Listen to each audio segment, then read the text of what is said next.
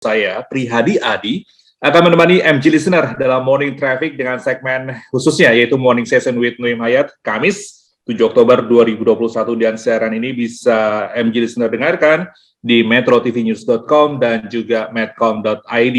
Dan seperti yang telah disampaikan tadi, sebelum kita beralih segmen, kita memang akan mengobrol soal hukuman mati. Ya, tema obrolan pagi ini memang kita mulai dengan peristiwa di Amerika Serikat, di mana seorang pria Amerika Serikat ini dihukum mati pada Selasa Oktober lalu karena ia terbukti membunuh 3 orang saat merampok sebuah toko serba ada di tahun 1994.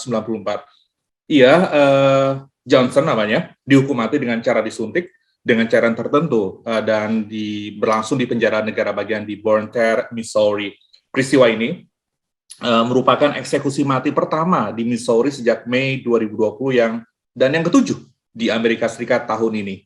Dan seperti yang kita perlu ketahui bahwa negara bagian Missouri ini tetap mengeksekusi Johnson meskipun ada klaim oleh pengacaranya bahwa hal itu akan melanggar amandemen ke-8 Konstitusi Amerika Serikat yang melarang eksekusi orang-orang retardasi mental. Kenapa retardasi mental? Karena Johnson ini memiliki sejarah skor sangat rendah pada tes IQ sejak masa kanak-kanak. Bahkan pengacaranya ini mengatakan bahwa Johnson juga lahir dengan sindrom alkohol pada janin dan kehilangan sekitar 1/5 jaringan otaknya saat ia melakukan operasi pengangkatan tumor jinak pada 2008. Nah, kita juga perlu harus mereview nih, kenapa kita mengangkat soal hukuman mati, karena kasus Johnson ini sempat mengguncang kota Missouri hampir 28 tahun yang lalu. Yang tadi saya sempat mengatakan bahwa ia telah merampok toko demi mendapatkan uang untuk membeli narkoba. Dan bahkan dalam wawancara dengan psikolog di persidangan, ia mengatakan berada di bawah pengaruh kokain saat melakukan perampokan. Johnson sebenarnya sebelumnya telah meminta agar eksekusi ini tidak dilakukan oleh regu tembak, karena menurutnya suntik mati ini dapat memicu kejang karena hilangnya jaringan otak Johnson saat tumor diangkat beberapa tahun lalu. Namun demikian, hukum Missouri tidak mengizinkan eksekusi dengan menggunakan regu tembak. Dan seperti biasanya, sudah bergabung tentunya bersama kita di pagi hari ini, Bang Nuim dari Melbourne, Australia. Selamat pagi, Bang. Selamat pagi, Hadi. Apa kabar, Bang Nuim?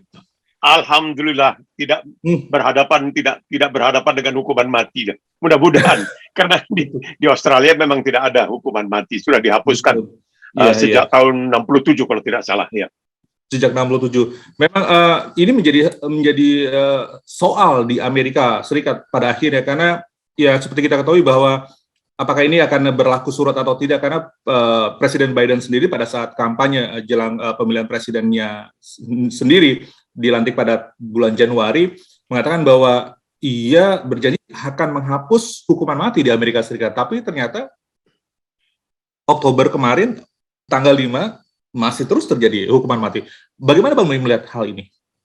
Memang kita harus bisa memahami keadaan di Amerika seperti juga di Australia, yaitu kekuasaan itu tidak hanya ada di tangan pusat, tetapi tiap-tiap negara bagian punya semacam otonomi. Ya, di Australia juga begitu.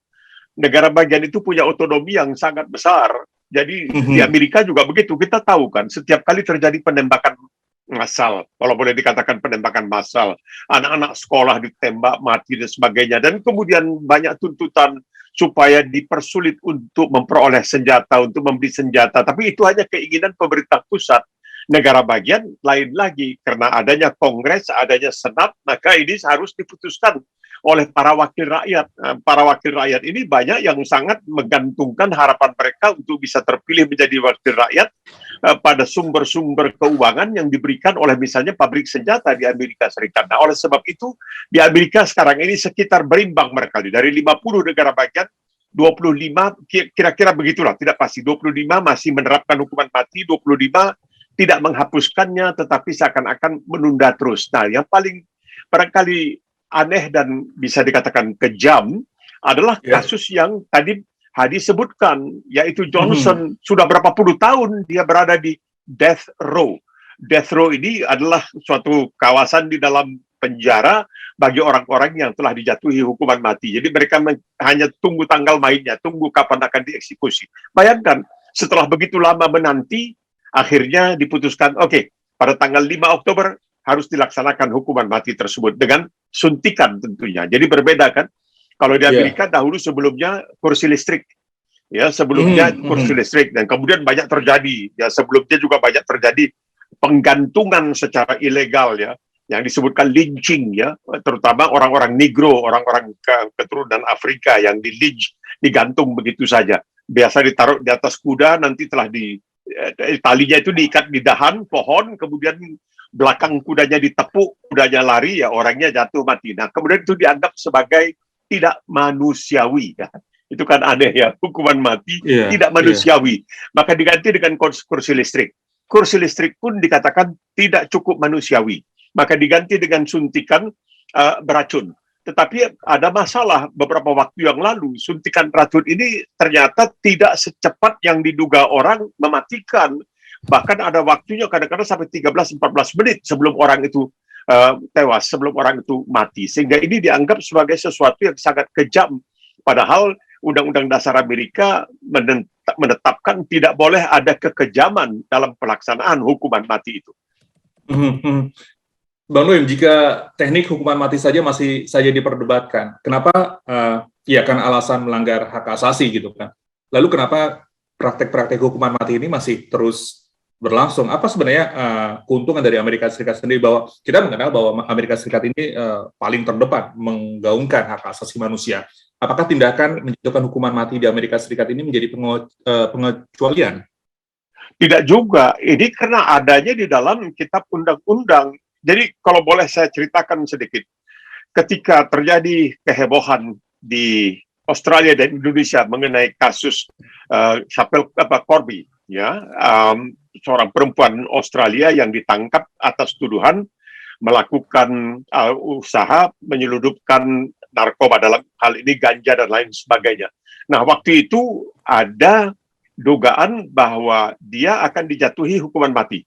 Maka ribut di Australia, ribut, dan saya kemudian diundang oleh sebuah televisi nasional, SBS, untuk ikut dalam diskusi atau perdebatan mengenai hukuman mati. Jadi saya mengatakan begini, kalau selagi hukuman mati itu ada di dalam kitab undang-undang hukum pidana, maka itu artinya adalah dalam tanda kutip kemauan rakyat. Kalau memang dalam demokrasi dikatakan Vox Populi Vox Dei, suara rakyat adalah suara Tuhan, maka itu adalah kehendak daripada suara rakyat, ya, yang mencerminkan suara Tuhan. Jadi kalau dia harus dihukum mati, ya sudah dihukum mati. Oh, tapi itu tidak manusiawi dan lain sebagainya. Saya ingatkan, saya mengetahui, saya katakan, ketika Amrozi dijatuhi hukuman mati dikarenakan peristiwa pemboman di Bali, banyak orang di Australia mencak-mencak kegirangan karena 80 orang lebih dari orang Australia yang tewas dalam serangan itu. Kenapa saya katakan di sini ada kemenduaan, ada semacam kemunafikan, ya. Jadi mereka tidak bisa menjawab hal-hal seperti ini. Jadi kalau masih ada di dalam kitab undang-undang hukum pidana, yaitu artinya adalah kemauan hukum. Nah, kalau kita yakin bahwa dalam demokrasi hukum itu juga mencerminkan kemauan mayoritas rakyat, ya itu adalah kemauan mayoritas rakyat. Nah, kalau memang itu adalah kemauan dari mayoritas rakyat, seperti dikatakan Vox Populi, Vox Dei, suara rakyat adalah suara Tuhan, ya sudah, itu harus dilaksanakan sesuai dengan ketentuan yang ada di dalam kitab undang-undang. Ini masalahnya masih ada di dalam kitab undang-undang. Jadi di Indonesia, biarpun misalnya dibicarakan tentang ketidakmanusiawian, bahwa ini melanggar hak asasi manusia dan lain sebagainya, tetapi selagi itu masih ada di dalam kitab undang-undang, ya tidak bisa berbuat suatu apa. Kan pemerintah itu hanya pelaksana daripada undang-undang. Dalam hal ini kejaksaan juga barangkali, kepolisian, ya yang menentukan tentunya pengadilan, ya yang paling tinggi. Kalau sudah ditentukan ini hukuman mati, ya itu mesti dilaksanakan. Jadi kalau dikatakan bahwa ini tidak manusiawi dan lain sebagainya, mesti diubah undang-undang itu. Tidak bisa kita melangkahi apa yang terdapat di dalam kitab undang-undang itu. Selalu dikatakan, laksanakanlah keadilan, biarpun karenanya langit sampai runtuh. Nah, begitu pentingnya. Jadi kalau keadilan itu sesuai dengan kitab undang-undang atau yang ada, ya, ketentuan-ketentuan hukum yang berlaku, ya itu kita mesti melaksanakannya. Oke. Bang Noem, mengingat janji-janji Presiden Biden sendiri, dan tadi Bang Noem juga mengatakan bahwa hukuman mati ini masih terus akan dilakukan jika masih ada saja pasal di kitab undang-undang terkait dengan hukum pidana untuk para pelanggar hukum seperti pembunuhan dan narkotika. Apakah ini juga pada akhirnya akan menjadi sebuah benturan buat pemerintahan Biden sendiri untuk bisa merealisasikan janjinya. Karena di PBB pun sendiri ini mereka menunggu dan berharap tidak ada lagi hukuman mati di Amerika Serikat, dan PBB sendiri pun juga menyambut baik janji Biden ini. Iya, itu janji sih tinggal janji. Di dalam kampanye itu, setiap barangkali calon ya yang ingin mendapatkan suara rakyat itu memberikan janji-janji mulu. Segala bintang di langit dijanjikan, tapi setelah itu ya ibaratnya dikatakan orang, oke, itu janji saya itu ibarat umpan. Kalau saya mancing, saya lempar umpan. Setelah saya dapat ikan, saya nggak kasih lagi umpan kepada ikan itu. Nggak mungkin. Jadi janji itu tinggal janji. Dalam hal ini ya itu seperti itu. Biden boleh saja menjanjikan. Dia menjanjikan banyak hal. Tapi kan tidak terlaksana. Banyak sekali janji-janji yang diberikan oleh seorang politisi dan lain sebagainya. Tetapi setelah terpilih, belum tentu janji itu bisa dilaksanakan. Karena macam-macam kendalanya. Memberikan janji itu sangat mudah. Engkaulah bulan, engkaulah bintang, engkaulah segala-galanya. Tapi nanti kalau setelah dapat, lain lagi ceritanya. Itu sudah hal yang sangat biasalah di dalam politik. Jadi Biden boleh memberikan janji apa saja.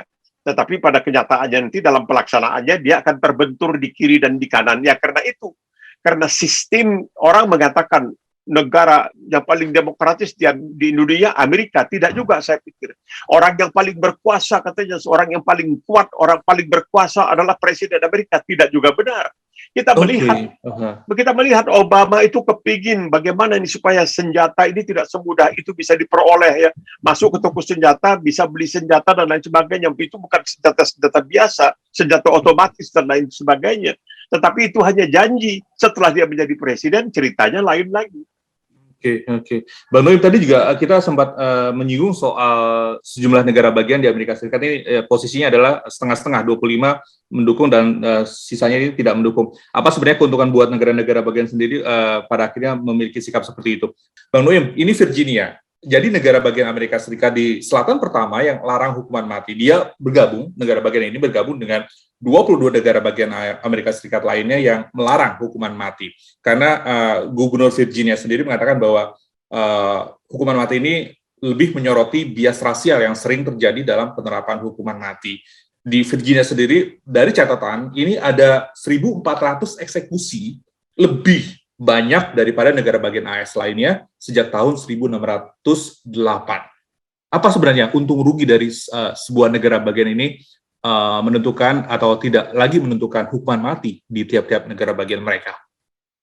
Bagi yang setuju dengan hukuman mati tentu menganggap bahwa pemerintah negara bagian adalah pemerintah yang konsekuen melaksanakan apa yang terdapat di dalam kitab undang-undang, karena ini mungkin saja dikatakan ditunda dan lain sebagainya, tapi belum tentu dihapus. Jadi masih ada di sana dan sewaktu masih bisa digunakan. Ini masalahnya apakah akan dihapus, dan kalau dihapus itu biasanya dilakukan referendum. Ya, tidak hanya dengan begitu saja bisa dihapus. Misalnya dalam hal-hal yang penting seperti ini harus ada referendum. Dan ini yang menjadi masalah karena masih banyak rakyat yang merasa ya, karena orang mengatakan sering di dalam hukum itu yang terlalu diperhatikan adalah hak dan nasib dari pelaku kejahatan, bukan hak dan nasib dari korban kejahatan. Ini yang terjadi sehingga di Australia ini misalnya itu ada gerakan organisasi yang menghimpun para apa yang disebutkan sebagai korban kejahatan, karena seakan-akan mereka ini tidak begitu dipedulikan. Yang masih diutamakan itu adalah nasib seorang pelaku kejahatan, harus diperlakukan dengan ini, harus begini, diberikan tempat penahanan, makanannya mesti cukup dan tempatnya mesti nyaman dan lain sebagainya, ada hiburan televisi dan lain sebagainya. Sehingga orang kadang-kadang mendapatkan kesan bahwa lah kenapa seorang pelaku kejahatan itu dimanjakan sedemikian rupa sehingga korbannya tidak diperlakukan dengan sehebat itu, tidak semanja itu. Jadi ini semuanya kadang-kadang adalah sesuai dengan gerakan-gerakan yang sekarang ini terjadi seperti dikatakan tadi, Perserikatan Bangsa-Bangsa dan juga tentunya Amnesty International dari sejak lama sudah mengatakan bahwa hukuman mati itu sangat tidak manusiawi. Artinya apabila ada kesalahan, ada kekeliruan, ada kesilapan di dalam hukum atau di dalam penuntutan dan lain sebagainya, ketika sampai kepada putusan untuk menjatuhkan hukuman mati itu dan orang itu telah dihukum mati, maka tidak bisa diubah kembali karena setelah mati tidak bisa dihidupkan kembali. Jadi dianggap bahwa hukuman mati itu tidak manusiawi karena kalau terjadi kesalahan dalam proses hukumannya, maka itu tidak bisa diperbaiki karena orangnya sudah terlanjur tidak lagi berada di permukaan bumi ini. Oleh sebab itu ada usaha-usaha yang mengatakan kita sebagai manusia yang sudah beradab dan lain sebagainya, maka kita harus menghargai hak asasi manusia. Hak asasi manusia itu adalah dalam bentuk bahwa seseorang itu tidak boleh dicabut nyawanya begitu saja karena kemungkinan kesalahan itu ada, kemungkinan kekeliruan itu ada saja. Kan hukum itu sangat pelik, makanya orang harus sampai 5-6 tahun berada di fakultas hukum untuk mempelajari hukum itu, karena tidak semudah itu menafsirkan hukum. Itulah yang menjadi sebab kenapa sampai sekarang pun tidak secara seragam di seluruh dunia bisa dihapuskan hukuman mati dengan begitu saja. Karena asal-usulnya kan kita tahu bahwa hukuman mati ini sesuai dengan orang yang Hammurabi lah. Hammurabi ini di sekitar tahun 1800-an sebelum Masehi, ya, berkuasa di Irak. Jadi Irak ini yang sekarang ini centang perenang porak-poranda, kita lihat macam kapal pecah kata orang kita. Ini Irak ini memang betul-betul merupakan ayunan dari peradaban umat manusia. Banyak hal-hal yang bermula dari Irak, ya, di zaman lalu. Nah, di antaranya itu Hammurabi yang berkuasa di sana, di Babilonia istilahnya, atau Mesopotamia. Dialah yang menetapkan suatu undang-undang. Ini yang pertama kali barangkali ada suatu undang-undang ditetapkan, dia mengatakan mata untuk mata, gigi untuk gigi. Jadi kalau kamu menghilangkan mata seseorang, maka hukuman untuk kamu adalah mata kamu juga dihilangkan. Kalau kamu menghilangkan gigi seseorang, maka untuk kamu harus gigi kamu dihilangkan. Dan kalau kamu menghilangkan nyawa manusia, maka nyawa kamu juga harus menjadi tebusannya untuk membayarnya. Nah, ini yang dipakai, bahkan kalau tidak salah, saya masih ada di dalam perjanjian lama. An eye for an eye and a tooth for tooth.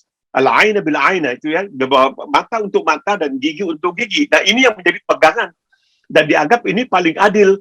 Karena bagaimanapun nyawa harus dibayar dengan nyawa, tidak bisa dibayar dengan lain. Kemudian ada perubahan-perubahan yang terjadi, apakah itu dalam Islam atau di dalam undang-undang duniawi biasa, kita melihat bahwa ada hal-hal yang bisa kemudian digunakan untuk menghindari pelaksanaan hukuman mati itu karena alasan-alasan tertentu seperti yang Hadi katakan tadi, bahwa seharusnya Johnson tidak mengalami suntikan maut karena dia itu memang orangnya terganggu jiwanya, dan orang yang terganggu jiwanya yang melakukan sesuatu dalam keadaan dia gila, dalam keadaan dia mabuk, ya, dalam keadaan di bawah pengaruh narkoba, itu kadang-kadang dianggap bahwa bukan karena kesengajaan, tetapi karena ketidaksengajaan disebabkan oleh ketidakmampuannya untuk melihat mana yang benar dan mana yang salah.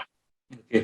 Soal hukuman mati ini, Bang, memang isu soal hak asasi manusia ini kesannya lebih berat kepada pelaku ketimbang kepada korban, dan bagaimana kemudian dampak psikososial yang harus dihadapi oleh korban. Misalkan dampak terkait dengan pembunuhan, pasti akan ditinggal oleh orang yang dicintainya. Kemudian juga soal narkotika dan narkoba, bagaimana korban narkoba di negara tertentu. Dan ini tentu menjadi hal yang terus menjadi bergulir isu pro dan kontra hukuman mati.